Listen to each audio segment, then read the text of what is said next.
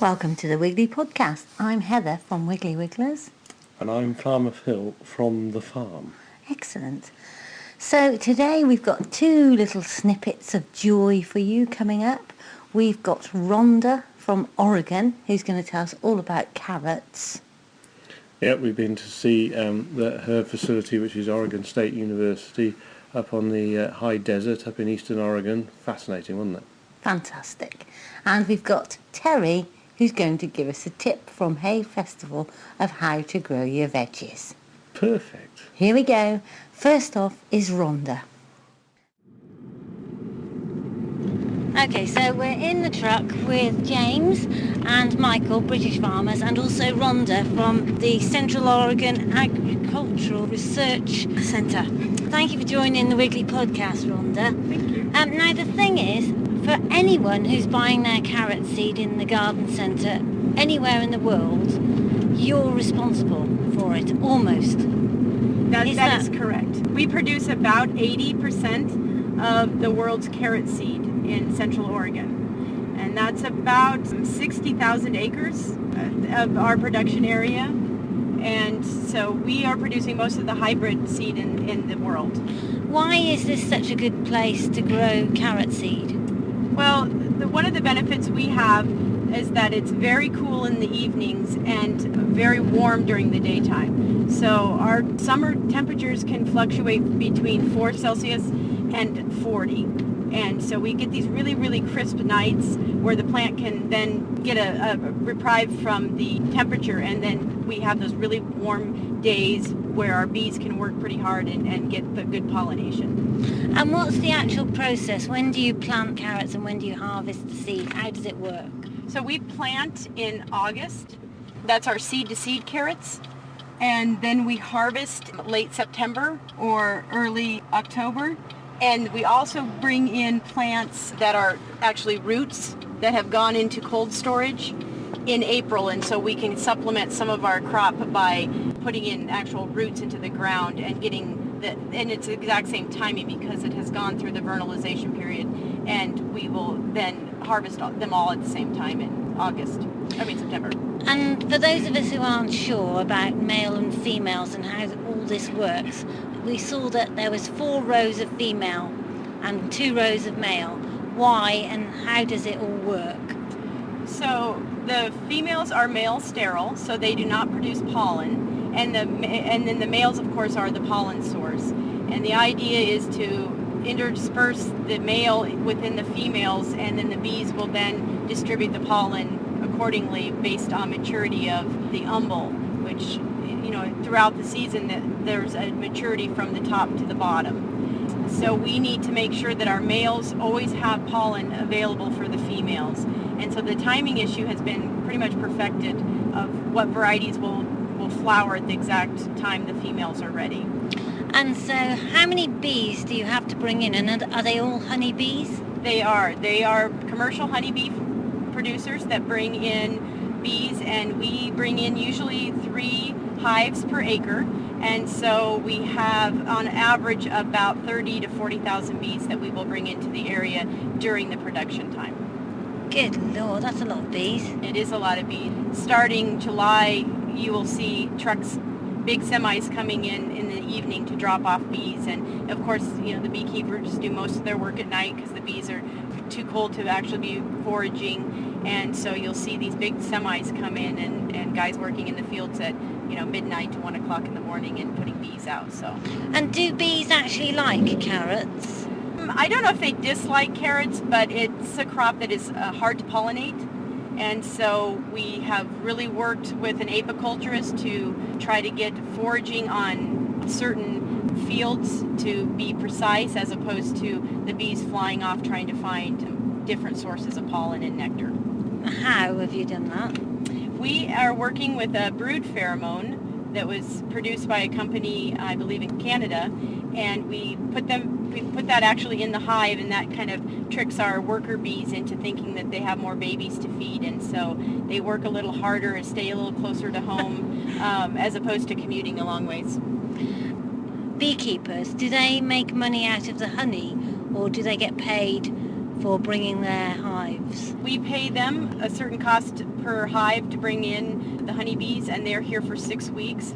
So the nice thing about carrot and vegetable seed is that it gives the honey producers a kind of a filler between the fruit that's produced in the northern part of the Pacific Northwest, and they stop here and are able to get a production crop off of us, and then they head to California for other production in that area.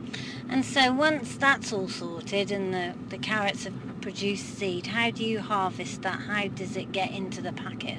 We actually swath the female carrots and then come in with a combine and harvest the seed, and then it is sent to a seed cleaner and sized and packaged and sent off to companies here, and then they're packaged in underneath their own labels.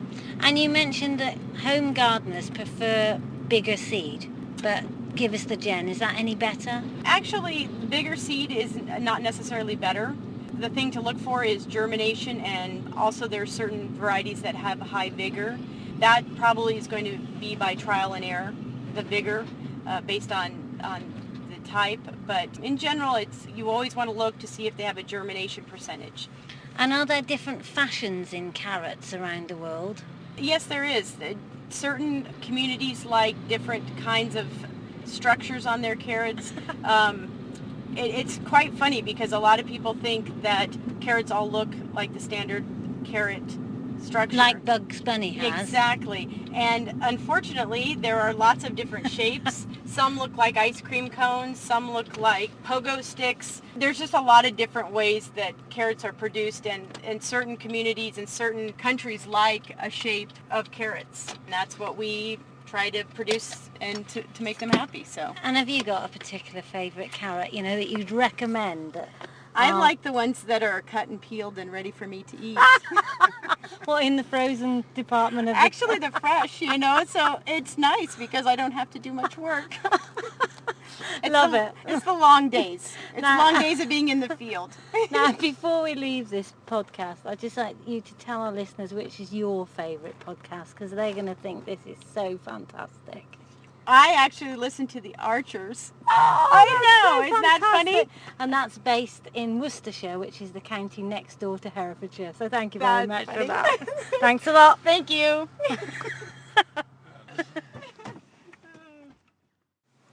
Thanks, Rhonda. Fantastic. How are you getting on in Oregon, Farmer Phil? Well, it's big, isn't it? It's very big. There's an awful lot of sky. There's a lot of sky. And the scenery is unbelievable. We drove over the Cascade Mountain Range yesterday, over a pass in between all the volcanoes, and coming down this side, the western side of the Cascades, it's all woods and streams and creeks, and just amazing, isn't it? And the cherry tree farm was very interesting. That's an awful lot of cherries though, isn't it? How many? He grows 2,200 acres of cherries.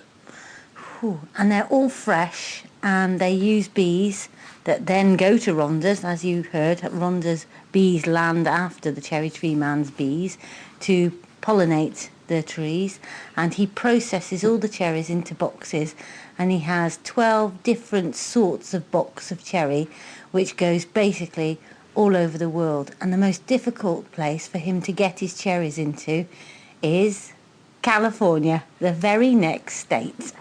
26 different countries as the first destination for his cherries, and from some of them, particularly the European ones, they then go to a load of others.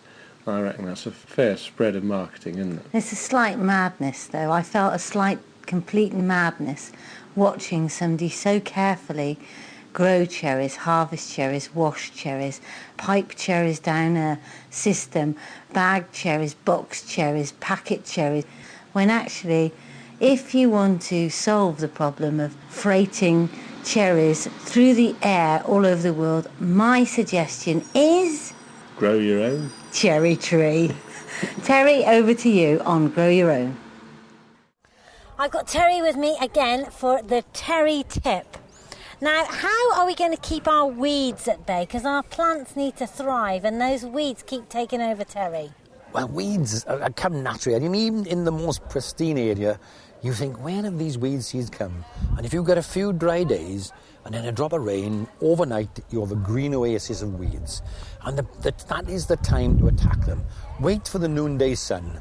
Put the Panama hat on, put the shorts on, get the hoe out of the shed, and then you just go through and then very cruelly sever the root from the green.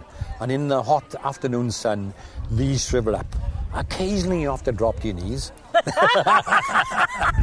Mad dog's an Englishman. Because some of these actually create themselves right up close to the ceilings, and you're a bit dangerous going a bit close to the hole. So you have the old finger and thumb and just ease these out. And again, don't bother to take them away. Leave them on the ground and let them shrivel in the noonday sun. What about using, a friend of mine's got a hot air blowery thing, a fiery thing, that he goes down the paths and he blows fire out of this tube. Oh, you got one of these sort of butane type things. Yeah, but that's okay if you've got an area which is brick or stone. Yeah. You can take them between the seed, but don't go near your seedlings with that. No. You can't distinguish between friend or foe, and every time you hit the friend. Yeah. Do you spend your life weeding then, or do you just get them when they're early on? No, I pack them early on, but once a week at least the plot is weeded from top to bottom, because they come when they least expect, and despite the severing, there are some tough old weeds out there who will pop their head in. And again, you occasionally get the dandelion or you get the dock, and that is a real battle. You've got to get down and get that root out, because even if you sever it, that'll continue to grow. All the annual weeds, once severed, shrivel, dead. And seriously, what are you going to do about couch grass? Couch grass isn't a problem. Couch grass is something which you get mostly on virgin soil or near a field or near a path. And again, once those roots are in, that and bindweed are the two banes of your life, because if you don't get the whole root out, then you have no chance of beating it. You've got to get every scrap of that root out, and that's vigilance, vigilance, vigilance. You're a tough man, You have to, on your enemies, you have to be tough. Absolutely Every right. gardener's got a sweet nature, but now and again, the toughness comes out. Ideal. There we are. So, from an early start in Oregon, we've just seen, just a minute, I'll take you to the window, dear listener, to see what's happening outside Days Inn. I thought so. Allied Waste Services have just come to take away, presumably, all the... Cherry pips. No, it's all the breakfast bowls. We've just ate our breakfast in paper and plastic plates. Wasn't great, was it? I've never done that, except the last time we were in the US of A, in fact. Anyway. That's not to say we're having a great time. The hospitality has been fantastic, hasn't it? And we've had tons of meat. And I've seen a lot of grass. Yes, actually, I should say, dear listener, we're going to look at lots of grass today, because we are, in fact, on the grass seed tour of Oregon. Yippee. Bye from me. Bye from me. If you'd like more Wiggly information, go to the website www.wigglyWigglers.co.uk. Got a lovely new homepage, and there's a competition. If you're listening to this in June 2011, pop along, because you can win a whole year's full of bird food if you're in the UK. Thanks so much. Bye-bye.